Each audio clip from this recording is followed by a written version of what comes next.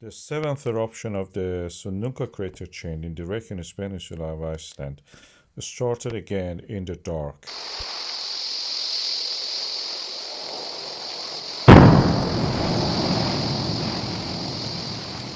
And it spread rapidly to become the second largest eruption.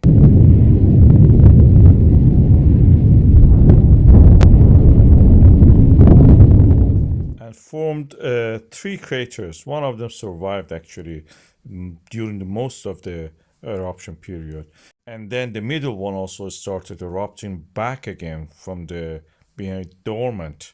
It was in a way that one of them was erupting, the other one was quiet, alternating between themselves, as you can see in this clip that I'm showing you. The reason that I tried to understand was this: we had two kind of mini reservoirs somewhere. When one was getting filled up, the other one was erupting. So when the other one erupted, the first one was getting gradually filled up and then receding, and the other one also erupting. Eventually, all of this ended after just a few days, and now the volcano doesn't show any sign of activity other than some fumaroles. The weather is not good, and you see a lot of fumes in the air and also lots of cloud. So I've tried to sharpen the image to show you the details, extract the details. You can see the crater is practically showing the signs of rust and weathering. Although during this time we can see that under the ground, the GPS data shows that the magma in the reservoir is again gathering.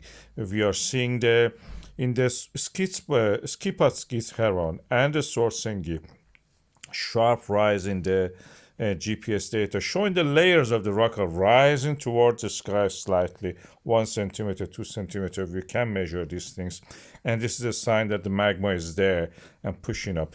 And that practically means the eruption is blocked, but the magma input now like a balloon extending the ground. The reason that it takes every time longer, next one I think it will be February, is that the first eruption happening, opening seals and dikes, then solidifies. Then after that, the next eruption has to make its own pathway because the previous one is blocked practically, solidified or semi-solid.